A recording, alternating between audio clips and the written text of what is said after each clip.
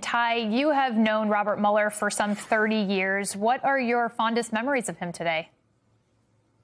Oh, I have so many. The first time I met him was in 1983 when he was a federal prosecutor in Boston, and I was a federal prosecutor in Maryland, and we had some mutual interests. And I had never met in my time as a prosecutor anybody as disciplined, demanding, and committed as Bob Mueller was. And I admired him immediately and have admired him, ever since. I'm very sad about his passing.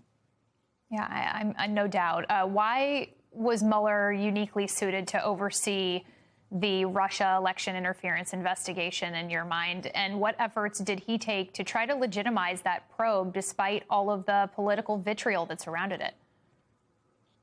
So that's a question that we probably don't have sufficient time for me to fully answer, but he proceeded as he did in every other aspect of his life with honor and integrity. He and I, even though we had different assignments, had mutual respect that allowed us to go about it collegially and professionally. He never acted remotely in a partisan way, in my experience, and it was always, all his requests were reasonable.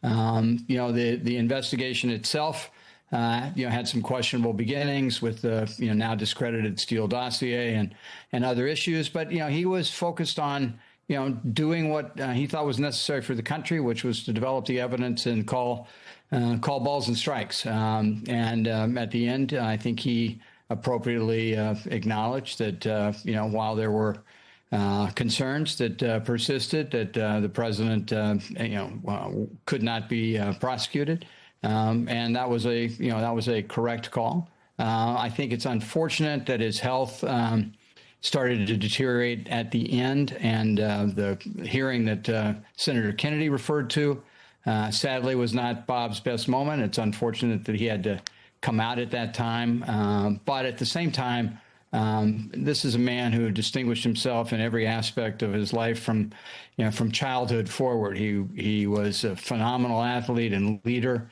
in prep school. He was a Marine.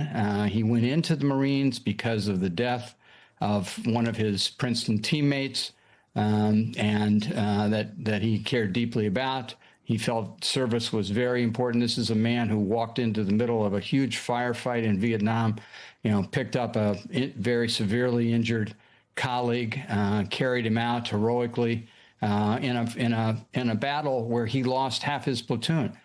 His courage could never be questioned. His character should never be questioned.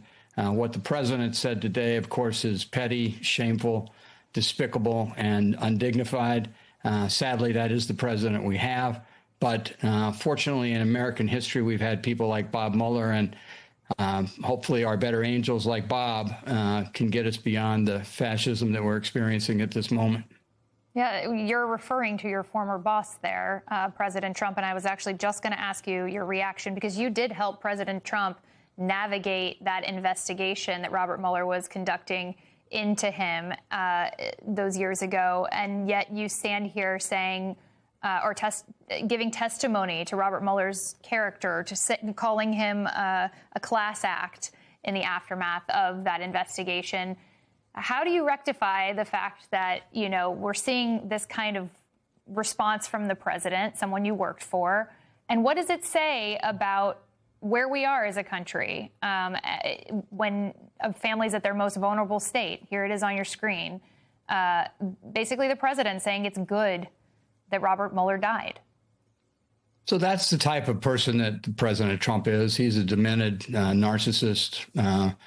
Seriously hates anybody who stands in opposition to him, has reworked the Justice Department into a revenge machine, and rules the country in a very authoritarian manner, with the assistance of a cowardly cabinet and even more cowardly Republicans in Congress. And that's tragedy. That's something we're all having to deal with.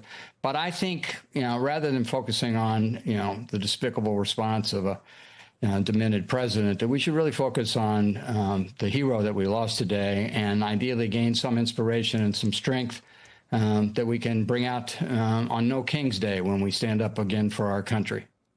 Ty Cobb, thank you so much for taking the time to talk to us. We are sorry for the loss of your friend, and we send our condolences as well, of course, to Bob Mueller's family. Please allow me to send my condolences to Bob's family and friends. Yes, of course. Thank you.